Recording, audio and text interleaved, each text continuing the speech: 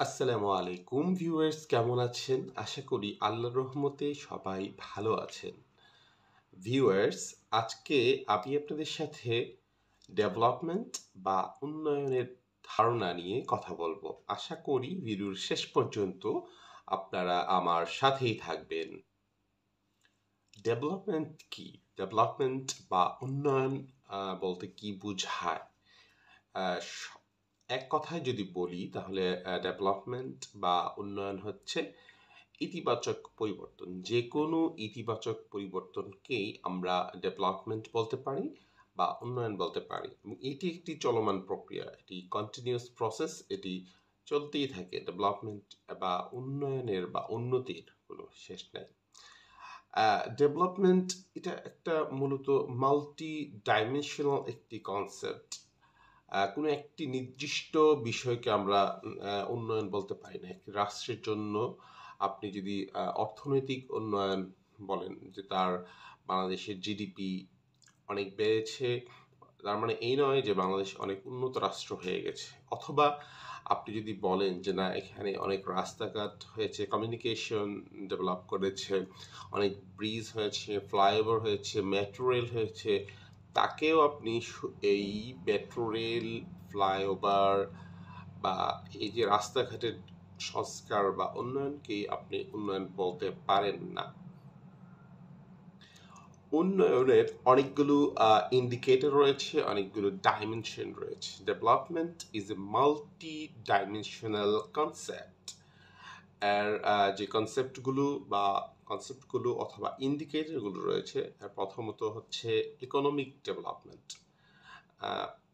অবশ্যই অর্থনৈতিক উন্নয়নের অন্যতম একটি ইন্ডিকেটর বা কনসেপ্ট। যাদের অর্থনৈতিক উন্নয়ন হওয়া মানে হচ্ছে মানুষের ইনকাম বাড়া, আয় উপার্জন বাড়া, মাথাপিছু আয় বাড়া, দারিদ্র্য থেকে মুক্তি পাওয়া, অর্থনৈতিক মুক্তি পাওয়া। হুম?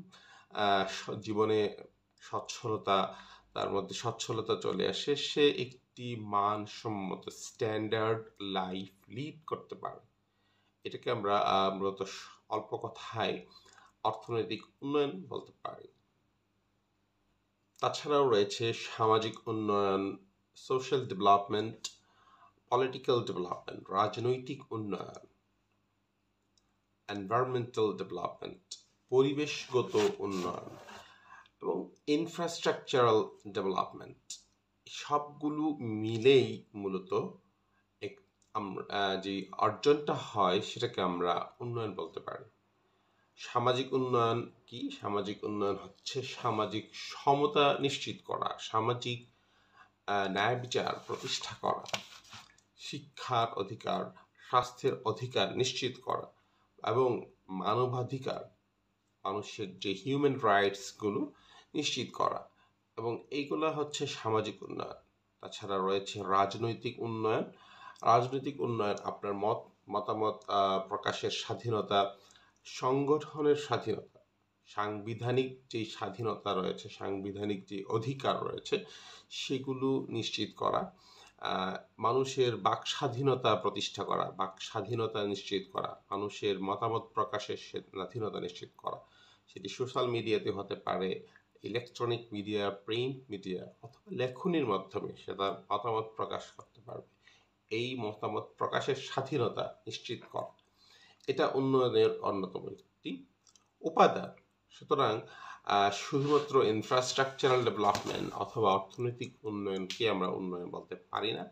সামাজিক উন্নয়ন এবং রাজনৈতিক উন্নয়ন এবং পরিবেশগত উন্নয়ন, অবশ্যই আমাদেরকে এই বিষয়টাও খেয়াল রাখতে হবে। আমি যদি শিল্প কারখানা করলাম অর্থনৈতিক উন্নয়নের জন্য, শিল্প কারখানা করলাম কিন্তু পরিবেশের কথা চিন্তা করলাম না, তাহলে অবশ্যই সেটি একটি ভালো উন্নয়ন হবে না, সাস্টেইনেবল ডেভেলপমেন্ট হবে না।